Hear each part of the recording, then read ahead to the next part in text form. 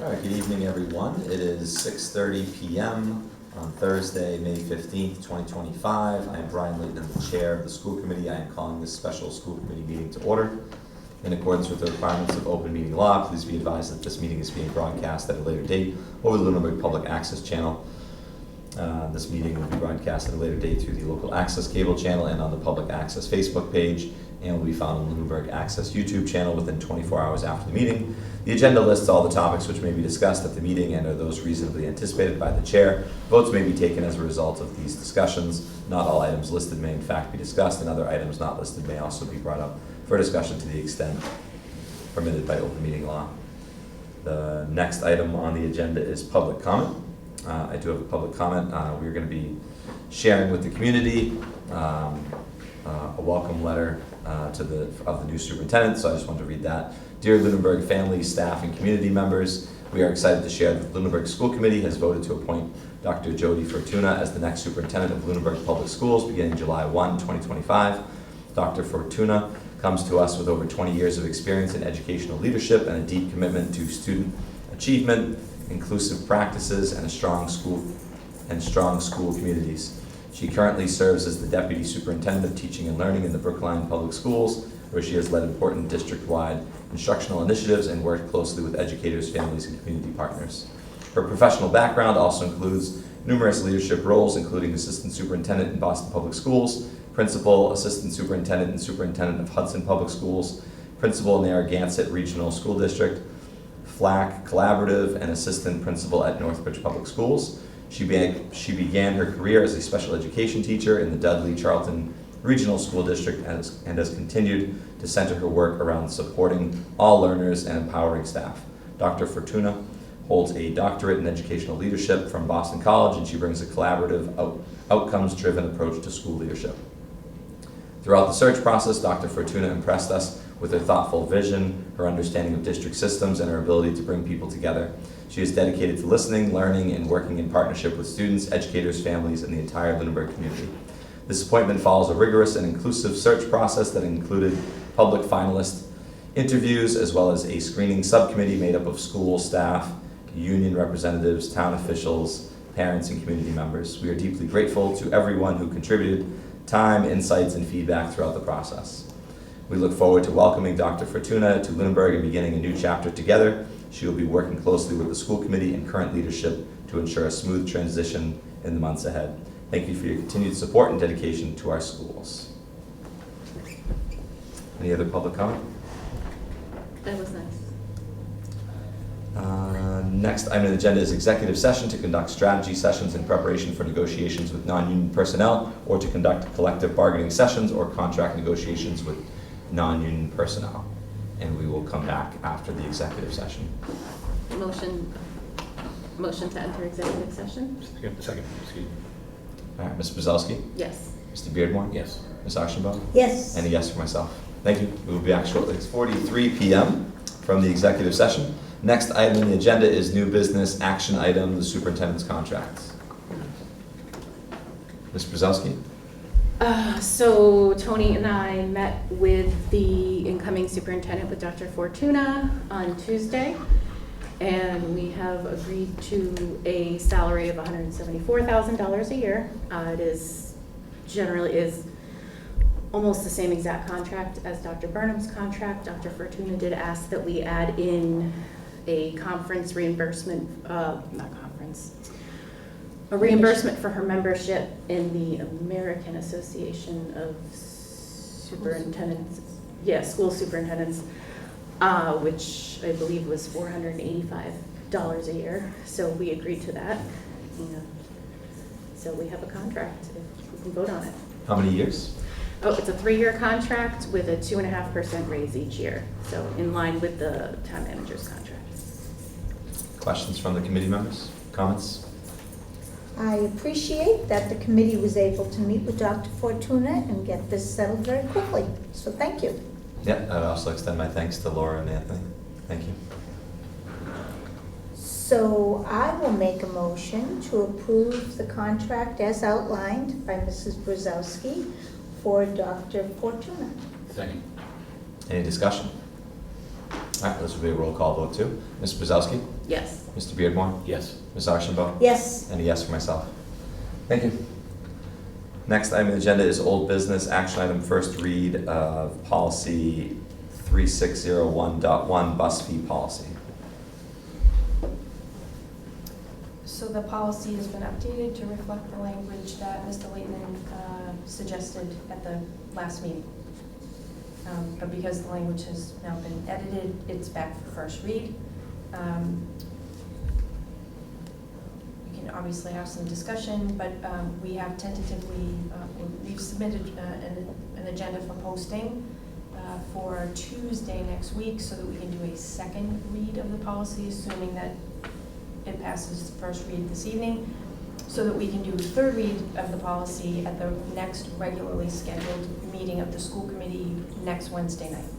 So that policy will be set and concerns that Mr. Beardmore had raised about fees being paid without a policy in place will be resolved. Great. Questions or comments from the committee? Can I highlight just the changes are, the most important one, basic one, was from going to a geodesic 2 miles to portal, meaning bus stop to where they get off to get into school. That's what portal to portal is. And that's in line with state, it's not state Is it- law, it's their definition, law. but it's State not. law. is it bus stop or is it home? It says portal and that's bus Isn't that stop. the, really? Oh, Yeah, that's how the state, I've been interpreting that wrong for 35 years. yeah. I guess it depends too, if the student doesn't have a bus stop, then it would be their home. Well, that's true. Yeah, and our bus stops do stop at most people's homes, Yep. but if you live Some on do a not. dead-end street, it's gonna pick you up at the end of the street. Mhm. So that might shorten the distance, and we'll see if there are issues that arise from that. But this is the state guidelines on what bus stop definitions are, portal to portal over a commonly traveled route, so not as the crow flies. Not through the lake. Yeah. Any other questions or comments? I had one, I didn't know if this was sent to the community, the parents. Let me see, Liz usually posts these documents for meetings. I was gonna say, if it hasn't been, can we make sure that this Sure. gets sent out before Tuesday? That way we can get any feedback from the parents, and that they're aware of the changes. Were the transportation forms due May 1st?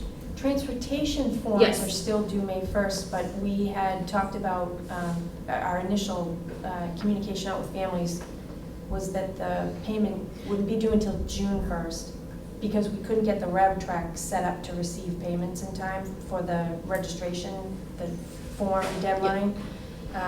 But given all of this, I think as long as we have payment by June 30th, it's important because we need to get the list to the bus company.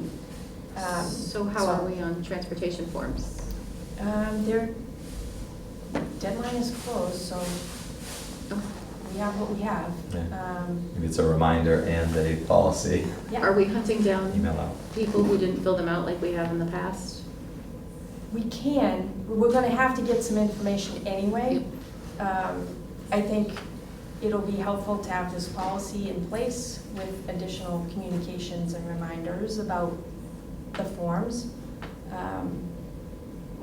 We'll see, I mean, there may be a lot of folks that just say, yeah, I'm not paying the fee, so we're not doing the bus, but we're a pickup in the afternoon, a drop off in the afternoon, and go from there.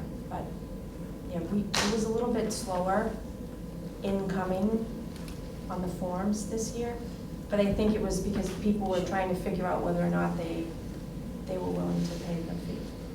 So, Any other discussion? All right, then I'll look for either someone to read or someone to make a motion. I move that we waive the first reading.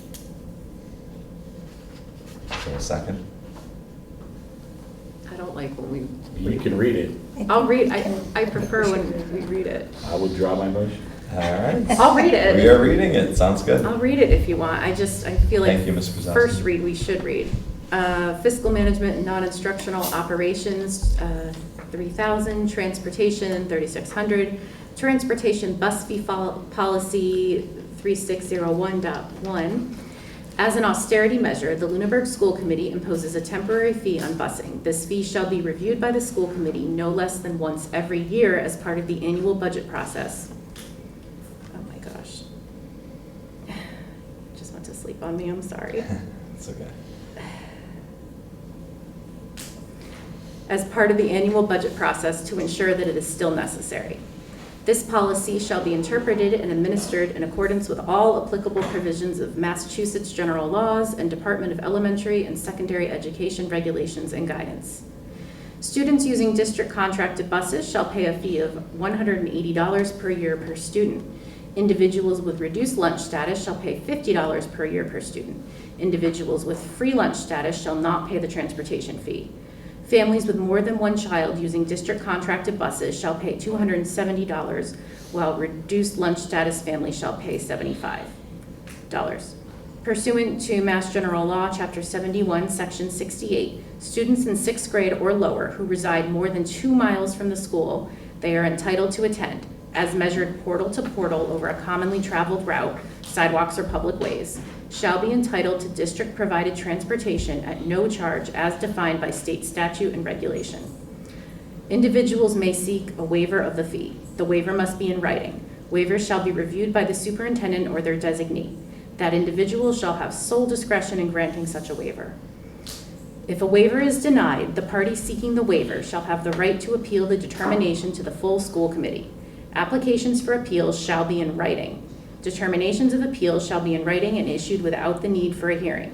In order to prevail on an appeal, the party seeking a waiver must prove that there was a material error in the determination by the superintendent or their designee.